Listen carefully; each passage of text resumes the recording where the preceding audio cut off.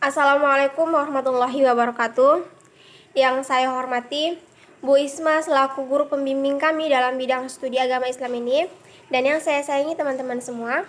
Perkenalkan, nama saya Maulida Hasana, kelas 12 MIA 4. Di sini saya akan mempresentasikan mengenai jawaban tugas yang diberikan oleh Bu Isma melalui PowerPoint. Langsung saja saya ke soalan yang pertama. Untuk pertanyaannya adalah, ambillah kesimpulan dari setiap video 1 sampai dengan 4 dan hal-hal yang kamu dapatkan dari pembelajaran materi ini. Jawab. Kesimpulan video pertama, jika hati dan lidah kita baik, insya Allah semuanya akan baik. Dan bila hati dan lidah kita buruk, maka kemungkinan semuanya menjadi buruk. Maka dari itu, peliharalah lidah kita, hati kita dengan baik, agar kita menjadi orang baik di sisi Allah SWT dan menjadi orang yang baik di sisi manusia. Untuk kesimpulan video yang kedua, jika kamu ingin amalanmu lengkap setelah sholat agar dosamu gugur, sayangilah orang tua. Karena di balik kesuksesan, seorang anak tak lepas dari tangis mata dan doa ibu bapak. Untuk kesimpulan video ketiga adalah, setiap kebaikan pasti akan dibalas dengan kebaikan. Entah itu datangnya cepat atau lambat, kebaikan yang telah engkau tanam pasti akan engkau tuai. Jadi jangan pernah takut ataupun berpikir apabila ingin melakukan kebaikan. Untuk kesimpulan video keempat, perbanyaklah bersyukur kepada Allah SWT. Karena orang yang banyak bersyukur adalah orang yang banyak berterima kasih kepada Allah. Karena sebenarnya sudah terlalu banyak nikmat yang Allah berikan kepada kita yang tidak pernah kita sadari. Untuk hal-hal yang dapat saya ambil dari pembelajaran materi ini, yang pertama itu adalah semua kebaikan dan keburukan berasal dari hati dan lidah. Maka dari itu, kita harus pintar dalam menggunakannya. Yang kedua, amalan setelah sholat agar dosa gugur adalah menyayangi orang tua. Untuk yang ketiga, selalulah menebar kebaikan, karena orang yang berbuat baik tak pernah rugi. Dan yang keempat, perbanyak bersyukur kepada Allah. Lanjut kita ke soalan yang kedua. Jelaskan tafsir dari Quran Surah Luqman ayat 13 sampai dengan 14 dan Al-Baqarah ayat 83. Atau satu lembar portofolio. Nah, jadi di sini untuk soal nomor 4 itu satu lembar portofolio tanpa saya gabung dengan soalan-soalan berikutnya ataupun sebelumnya. Untuk jawabannya, tafsir dari Quran Surah Luqman ayat 13 sampai dengan 14. Yang pertama itu ada parenting Luqman Al-Hakim. Surah Luqman ayat 13 ini merupakan perkataan Luqman kepada anaknya yang diabadikan Allah dalam Al-Quran. Wa iza qala Luqmanu libni wa huwa ya'izun. Dan ingatlah ketika Luqman berkata kepada anaknya di waktu ia memberi pelajaran kepadanya. Dan dalam ayat 13 ini disebutkan bahwa Luqman memberikan pelajaran kepada anaknya. Dan hendaknya setiap orang tua muslim mencontoh parenting dan pendidikan anak ala Luqman ini. Yang kedua, larangan syirik. La bunayya la tusyrik billahi inna syirka la zulmun azim. Hai anakku, janganlah kamu mempersekutukan Allah. Sesungguhnya mempersekutukan Allah adalah benar-benar kezaliman besar. Inilah nasihat Luqman kepada anaknya.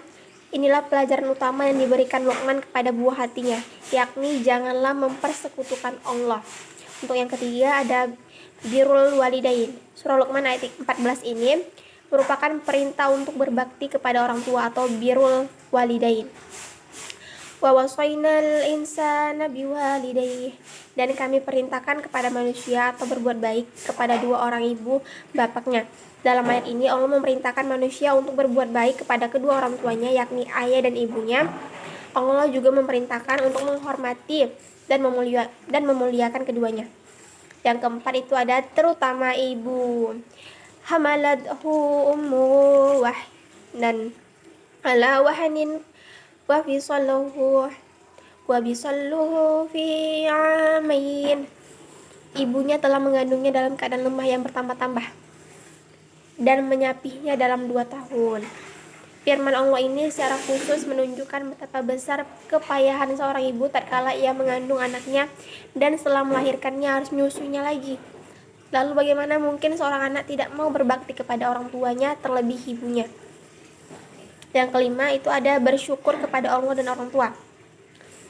Anishkurli waliwalidayhi ilayyal masyir. Bersyukurlah kepadaku dan kepada dua ibu bapamu, hanya kepadakulah kembalimu.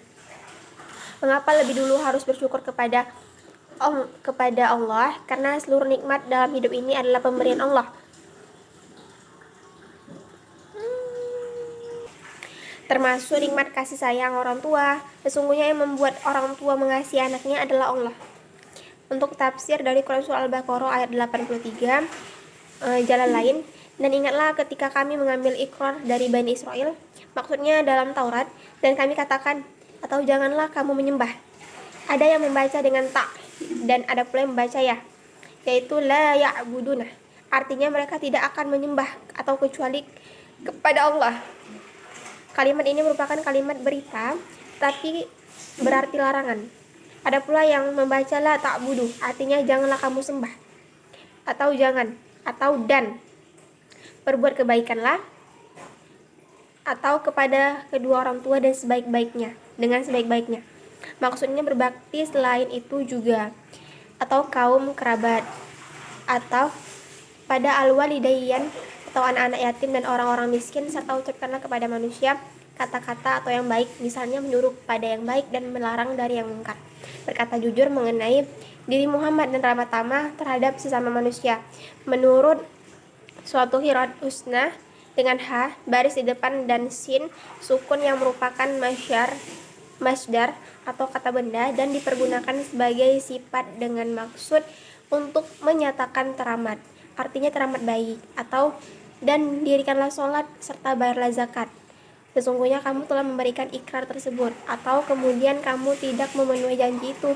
Di sini tidak disebut-sebut orang ketiga, yaitu nenek moyang mereka, atau kecuali sebagian kecil dari kamu, dan kamu juga berpaling seperti halnya nenek moyangmu. Seperti itu.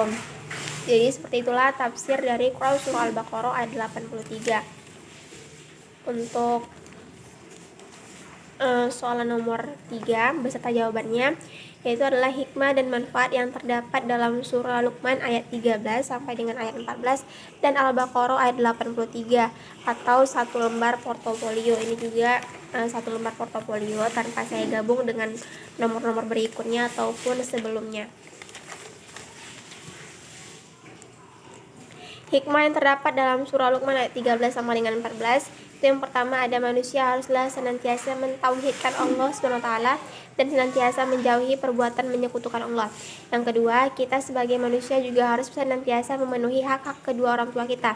Yang ketiga, tidak hanya kedua orang tua kita saja, kaum kerabat, anak yatim piatu, serta fakir miskin juga perlu kita perhatikan atau kita bantu ya. Untuk manfaat yang terdapat dalam surah Luqman ayat 13 sampai dengan 14, itu yang pertama ada mengetahui dosa apabila menyekutukan Allah. Yang kedua, mengetahui bahwasannya berbuat baik kepada kedua orang tua itu sangat diwajibkan. Yang ketiga, mengetahui tentang pentingnya bersyukur. Untuk hikmah yang terdapat dalam surah Al-Baqarah ayat 83, itu yang pertama ada supaya kita hanya menyembah Allah. Dan yang kedua itu adalah berbuat baik kepada kedua orang tua, sama muslim, serta anak yatim dan orang miskin. Untuk manfaat yang terdapat dalam surah Al-Baqarah ayat 83, itu ada yang pertama mengetahui bahwasannya menyembah selain Allah ya adalah perbuatan yang salah. Yang kedua, mengetahui bahwasannya berbuat baik dan bertutur kata yang baik terhadap semua orang termasuk orang tua adalah perbuatan yang mulia. Dan yang ketiga, mengetahui apabila kita melanggar semua perintah Allah berarti kita seorang pembangkang. Nauzubillah ya. Lanjut ke soalan yang keempat, itu adalah jelaskan hubungan materi pertemuan ini dengan materi sebelumnya. Jadi hubungan materi pertemuan kali ini dengan materi sebelumnya itu adalah sama-sama membahas mengenai isi dari surah Luqman ayat 13 sampai dengan 14 dan surah Al-Baqarah ayat 83. Lanjut kita ke soalan nomor 5. Bagaimana kamu mengaplikasikan materi kali ini pada kehidupanmu sehari-hari? Cara saya mengaplikasikan materi kali ini pada kehidupan saya sehari-hari itu yang pertama adalah menyadarkan diri saya terlebih dahulu agar saya dapat mengetahui keburukan yang ada pada diri saya dan mencoba memperbaikinya. Kemudian lanjut untuk memperbaiki sholat saya, lanjut juga untuk memperbaiki tutur kata dan tingkah laku saya terhadap semua orang termasuk kedua orang tua. Dan yang terakhir adalah senantiasa bersyukur atas segala apapun yang Allah berikan. Lanjut ke soalan yang keenam beserta jawabannya. Itu adalah soalnya adalah, jika kamu bertemu dengan anak yang kurang mampu akan tetapi ia malas sekolah, bagaimana kamu menasihatinya? Palingan yang akan saya katakan adalah, Dek, rajinlah sekolah, karena dengan ilmu akan mengangkat harta dan martabat kita di kemudian hari. Sekian presentasi jawaban dari tugas yang diberikan oleh Bu Isma yang dapat saya sampaikan. Kurang dan lebih saya mohon maaf. Saya akhiri dengan wassalamualaikum warahmatullahi wabarakatuh.